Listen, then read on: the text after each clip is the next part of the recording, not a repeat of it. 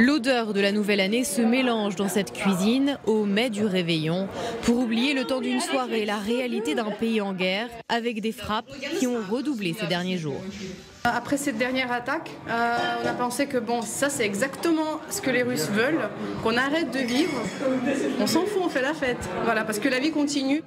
Pour la première fois, le Nouvel An prend ses distances avec les anciennes traditions soviétiques, culinaires notamment, exit le caviar russe. On a trouvé du caviar norvège, voilà, et ça c'était fait exprès bien sûr parce qu'on ne veut pas supporter l'économie de notre ennemi.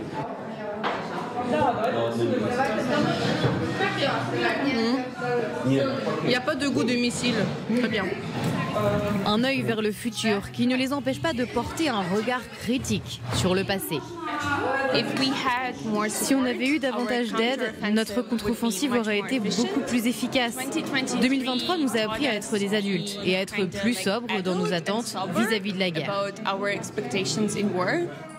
Sobriété dans les attentes, mais pas dans les coupes ce soir, alors que justement, il est l'heure de trinquer pour la nouvelle année.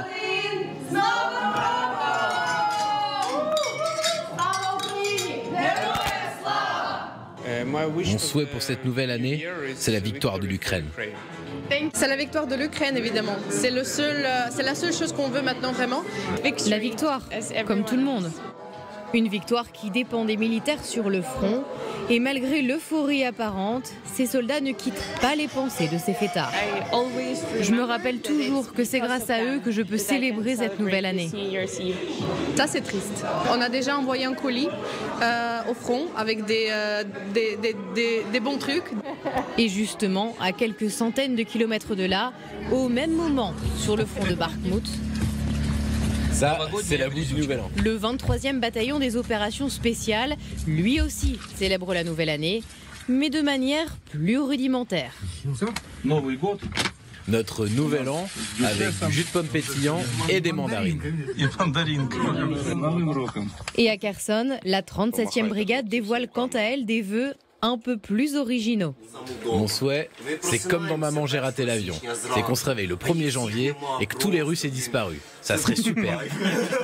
Le ton de la blague, mais une réalité bien affirmée. Car tous espèrent que 2024 sera pour eux l'année de la victoire. 2024, l'année de la victoire, ce sont les vœux des civils, donc ukrainiens, comme on les a entendus, et aussi des militaires, bien évidemment, de première ligne, à travers ce reportage de Solène Rioux et Gabriel Orillon, envoyés spéciaux de LCI en Ukraine. J'ai juste envie de me tourner vers Macha pour lui demander ce qu'elle a ressenti en voyant ces images de réveillon dans une famille ukrainienne à Kiev. Vous vous disiez, mais qu'est-ce que je fous là, je devrais être là-bas ou pas? Pardon? Ben, j'en sais pas. Je demande pardon, votre question. Mais la question est très simple. Vous vous disiez peut-être, je devrais plutôt être là-bas à Kiev avec ma famille, à moi, plutôt que d'être ici à Paris pour fêter le Nouvel An. Écoutez, c'est peut-être plus sympa d'être en famille. Plus sympa être en famille, bien sûr, mais la guerre sépare des gens qui s'aiment. Hein. Guerre sépare les familles. Puis, ce qui concerne moi j'habite à Paris depuis un moment. Je suis citoyenne, je suis parisienne. Donc, même si quand il n'y avait pas d'invasion, j'ai passé mes réveillons ici. Ici aussi.